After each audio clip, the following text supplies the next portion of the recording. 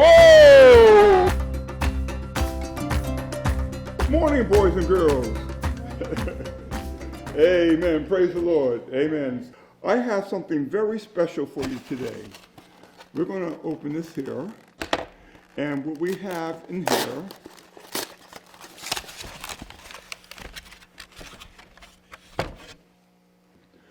okay.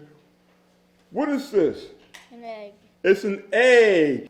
This egg represents the power that you and I have when we put all of our faith and trust in Jesus. And I'm going to explain more details about this later. Amen? All right. Jesus had come down from the mountain. And he had come back to the temple. And as he came from the temple, the crowd came around him. And the crowd wanted to hear the voice of Jesus. You know why? Jesus always spoke words of encouragement and truth and love. He always told the truth. And the people loved that. And as Jesus was talking, there was a crowd that was coming by. And the crowd was making a lot of noise and yelling and talking and a lot of commotion going on. And they came, and the people with Jesus, they looked at the crowd as the crowd was approaching. And as they were approaching, they had this woman who was terrified. And they dragged her and they pushed her in the front of Jesus. That is mean, isn't it? Sometimes people can do some really mean and ugly things. And guess what? These were the leaders in the church. That's dreadful that when the leaders in the church do ugly things that don't really represent Jesus Christ. And so what happened, one of those treacherous leaders came to Jesus and said, "Teacher, this woman was caught in the very act of adultery. She was caught red-handed." And you know what adultery is? Adultery is one of the 10 commandments. Adultery is breaking the 7th commandment. And when you break the 7th commandment, the Bible says that you are worthy of death. And so these mean, treacherous church leaders, you know what they're planning on doing? They said, Moses says that a person like this deserves to die. But, teacher, what do you say? You see, these treacherous leaders were planning on taking this woman and throwing rocks at her and killing her with rocks. But they also had another trick up their sleeve. What they had done, they had tricked this woman and set her up so that she would commit adultery. And they took that as an opportunity of trying to get to Jesus. You know why they were doing that? Because they didn't like Jesus. And they were trying to get Jesus to say something or to do something that would get him in trouble with all the authorities. And that way they can put Jesus to death.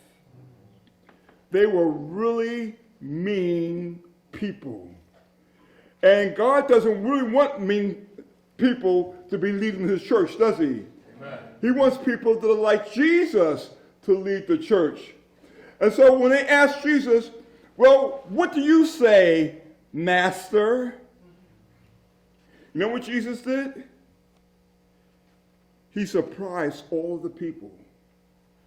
He stooped down and started writing in the sand. And he acted like he didn't even hear the people. He wrote in the sand. And the people were getting upset and impatient with Jesus. And they say, well, Jesus, what do you say? Huh? You don't have anything to say? What's the problem, Jesus? Can't you talk? But you know what Jesus did? He kept on writing in the sand. And then he stood up. He says, he who is without sin you throw the first stone. You see, Jesus was able to read their hearts, just like he's able to read your hearts and my hearts. He knows all that we're thinking, all that we do, all that we want to do, all that we wish that we could do. Jesus knows all about that. He knows sometimes when you're sad, sometimes when you're disappointed, sometimes when you're hurting. Jesus knows all about that because Jesus is God. And so he stooped down and started back writing in the sand. And as those aggravated, evil leaders looked to see what Jesus was writing, you know what they finally did? They dropped their heads, threw the rocks down, and walked away from the woman, leaving her with Jesus. You know, it's nothing like being left with Jesus. It's like this egg that I was telling you about before. You know, if you take an egg and put it in your hand like this, not like this now, you got to put it sideways like this, and you put that egg in your hand, and you take your hand and you try to squeeze that egg as hard as you can. What, you don't believe me? Come on up. I know. I need an unbeliever to come up. And I'm not going to stop until I get one unbeliever. Anybody who wants to volunteer to be an unbeliever, please come up. A believing unbeliever. Amen. Okay. Now, I want you to take this egg and put it in your hand just like this. And just hold it for a minute. Okay, put it in the palm of your hand. Right in the palm now, okay? And I want you to do one also. I want you to take the egg and put it in the palm of your hand and put your hand together. Okay? Put it right in your hand and just clap your fingers like that. No, put it in the palm now. Okay, you got it? Yeah. Squeeze it. Squeeze it over this. Squeeze it. Okay. Okay. No matter, okay, don't, you know, you're a believer. Give it back. Give it back. Okay. Thank you. Let's give them a hearty amen. Okay. God has so designed the egg so that it's equally balanced, that if you put it in the palm of your hand and you squeeze it with all your might, you cannot break the egg no matter how strong you are.